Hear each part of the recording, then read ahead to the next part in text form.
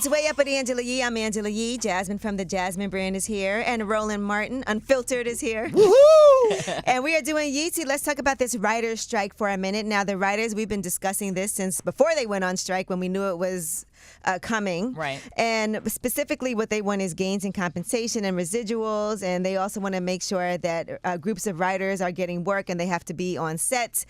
They also want to make sure that there's some type of rules about AI, artificial intelligence, that is coming, right? And so they want to make sure that we get ahead of that and establish some type of policy about that. As far as studios, networks, and streamers, they just want to make sure that they're making all the money that they can make. Right. They don't want to have to be forced to hire writers, certain amounts of writers for certain periods of time. They also say that streaming is still an emerging business and studios and networks don't exactly know what profit margins will look like.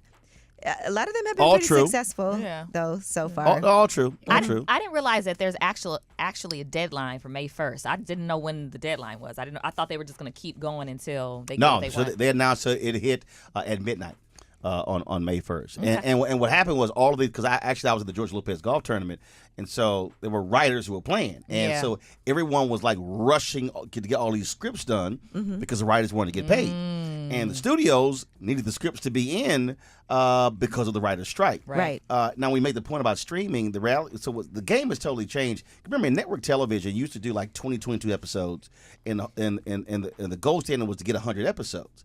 Well, the problem now is these streamers, like Netflix, are doing 8 episodes. Right. Right. So, and then just 1 or 2 seasons. Yes. And so Limited series. there you this go. is one, And, yep. and then now you look at Warner Discovery, where you can have a show and they'll go, we're going to kill that show or that movie for tax purposes to save money, and you're like, I can't get paid from that. Right. So again, these are folks who, this is how they eat. Yeah. Absolutely. Yeah. And listen, as far as money, the Guild wants to see pay and benefits increase by $429 million over 3 years, but studios only offered $86 million.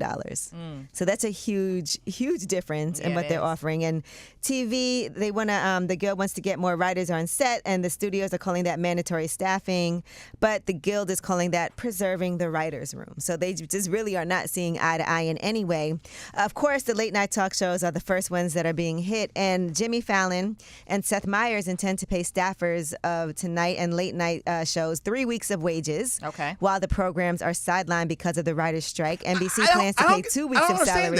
I don't understand why they're sidelined. I mean, okay, first of all, I get it, but you can still do interviews with celebrities without the writers. I don't understand that.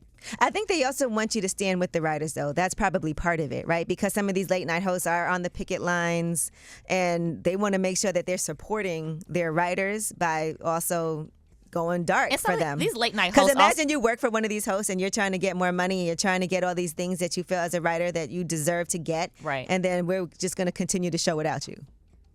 I would That's feel not away. good. Yeah. And you know these hosts are making. Roland's like, well. But Roland. I could do it. Roland's like, I'm available. No, I'm just saying.